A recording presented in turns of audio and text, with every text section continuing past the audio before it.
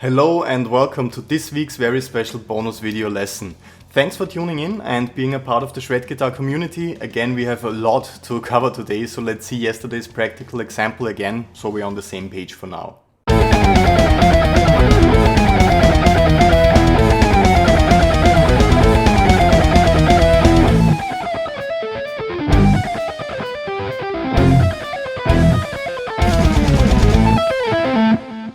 So this week's topic is neoclassical metal, as requested by our Shredaholic member Sebastian. So thanks a lot for the great input from your side. This is quite an interesting topic since there's an Yngwie Malmsteen fan in all of us, I guess. Classical music and metal have a lot in common, and today we will look into a couple of basic concepts to get you started with playing that style of music and also writing your own material. But first I'd like to answer a question from Macedonio concerning syncopation. That's the topic we discussed last time with some pretty advanced metal licks. To give an example of where to start with these rhythmic accents, I would like to choose eighth notes and play them to a metronome. Here's a quite boring, so to say, example of non-syncopated accentuation, just playing groups of 2 or 4. The accent is always played open and the rest of the notes are muted. So that way you can hear the grooves better. So this would be a group of 2. 1, 1, 2, 1, 2, 1, 2. Always playing the first note of the group open, the rest muted. And this would be a group of 4. 1, 2, 3, 4. 1, 2, 3, 4. 1, 2, 3, 4. So if I played it to a click, those two basic groups, hope you can hear the click. Group of 2 would be 1, 2, 1, 2. And the group of 4 would be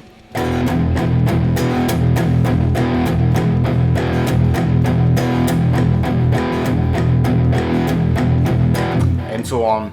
So if we mix groups of 2 and 4 at random, it would sound something like that.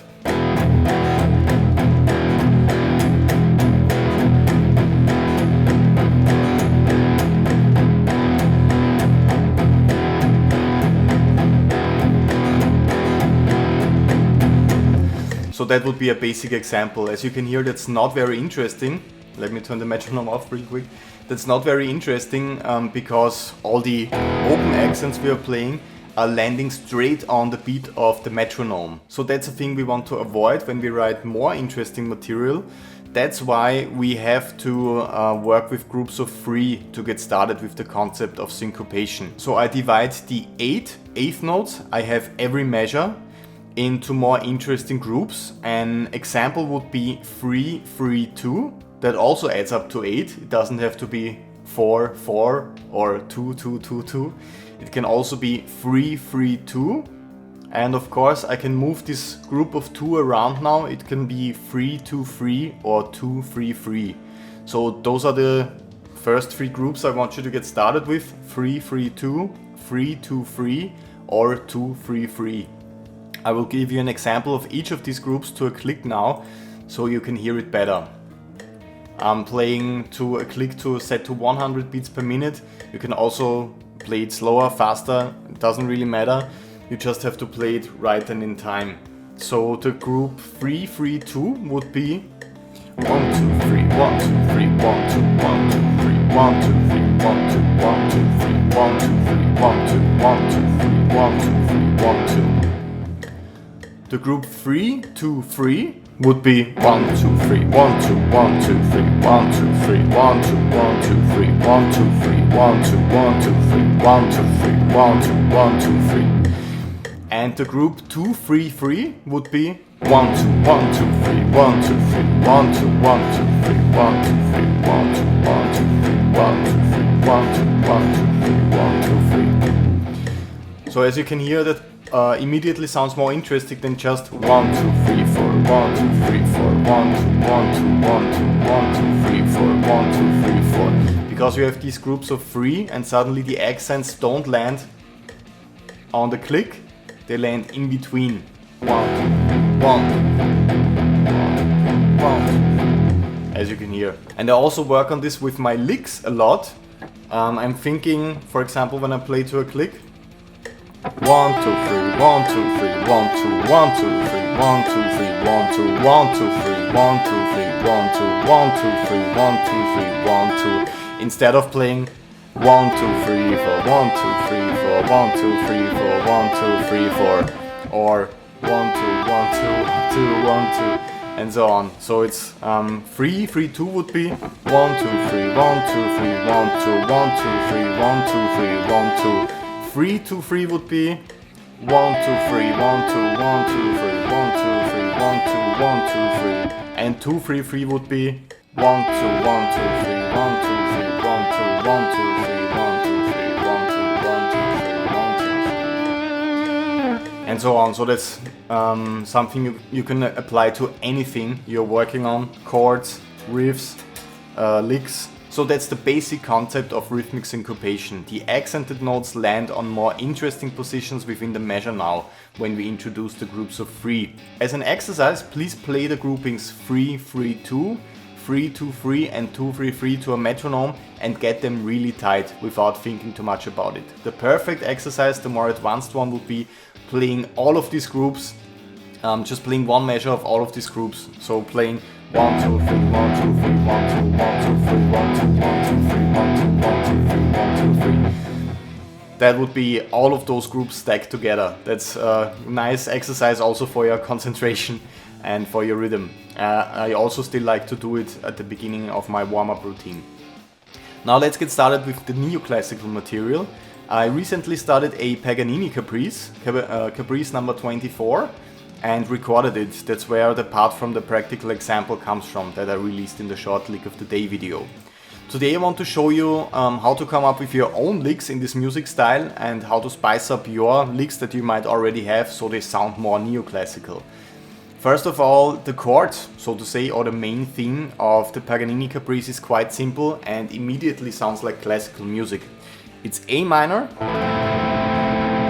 and E major repeated. So in theory that's a perfect authentic cadence, 5 to 1. 5 would be E major to 1, the tonic A minor. So when I play that for you, you immediately think about classical music even though it's a distorted guitar sound.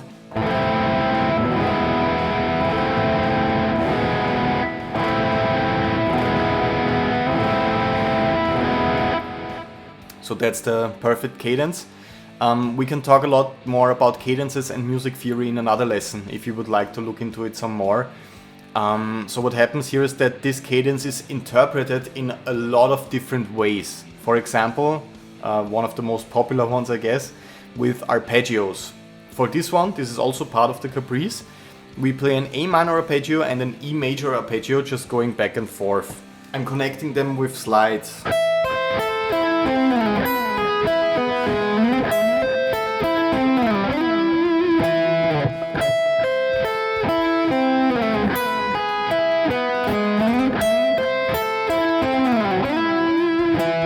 A little bit faster now.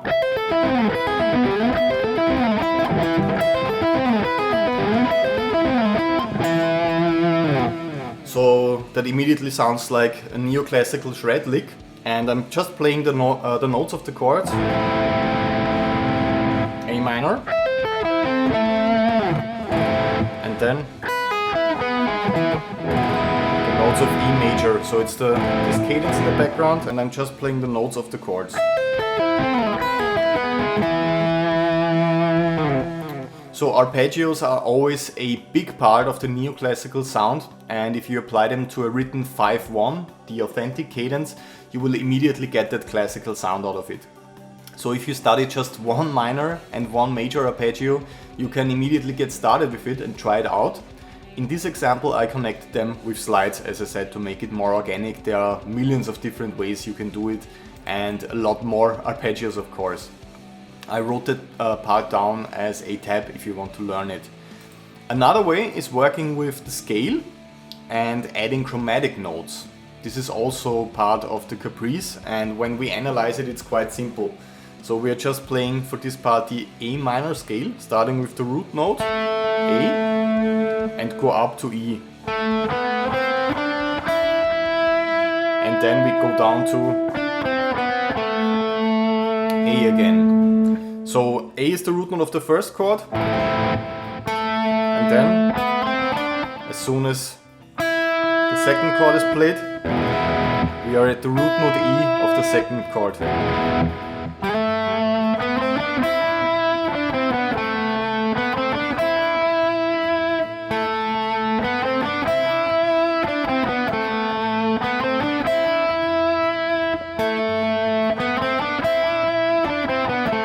And so on. So that's the part. Doesn't sound too special or classical yet. You can hear the cadence in your head a bit because we are playing the root notes of the 5-1 cadence and go back and forth all the time.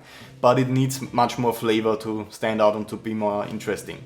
That's when the chromatic notes come in. In the caprice it is performed like that.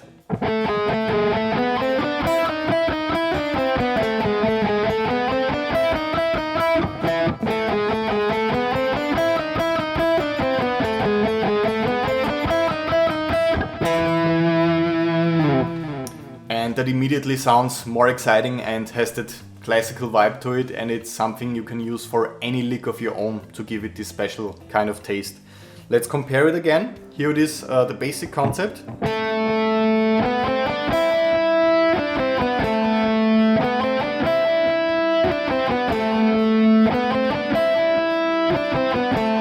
So it's just the scale up and down, and as soon as we add chromatic notes to the roots,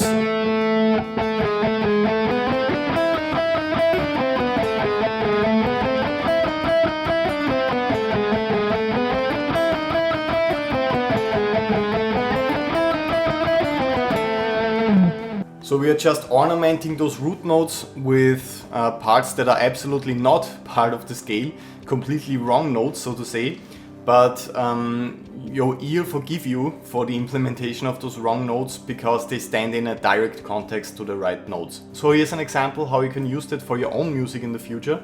When I'm just playing an A minor arpeggio, the one we looked at a couple of times already now,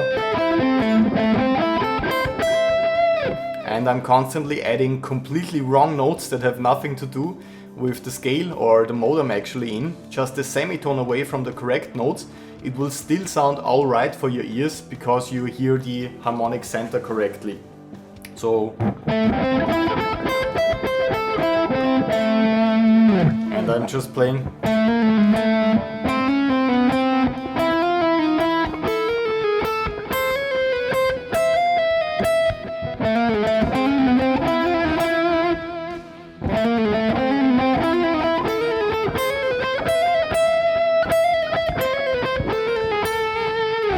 So those notes are completely wrong and are not part of the key.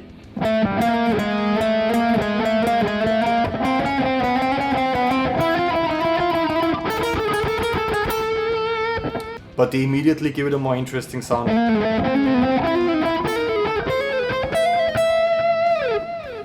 So that's a thing that's also very important. So that's it for this week's lesson. Just two basic concepts for now.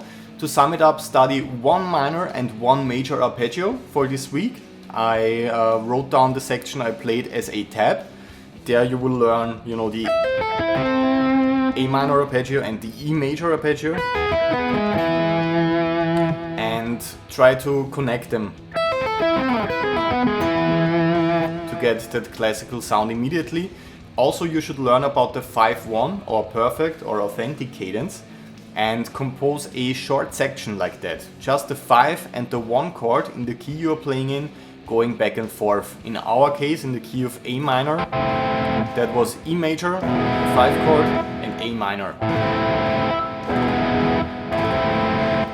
Try to compose that in a different key, for example,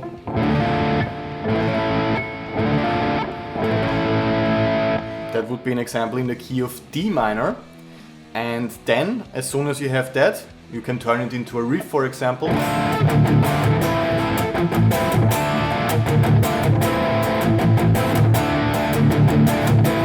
And of course, you could also work in the syncopation here.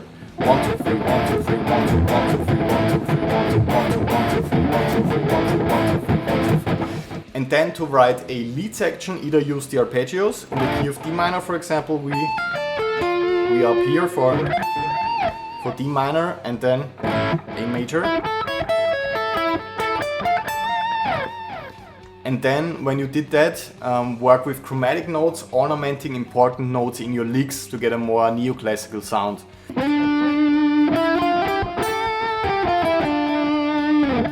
And we would ornament it like this.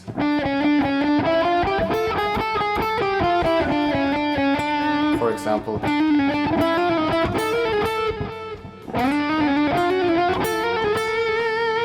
Just try it out yourself. If you have any questions, please hit me up. If something is unclear, I'm always here for you as a member of the shred guitar community. I will see you next week. I hope you have a lot of fun practicing and getting started with the neoclassical sound. Let me know if you should dive deeper into this topic in the future. All the best and see you soon.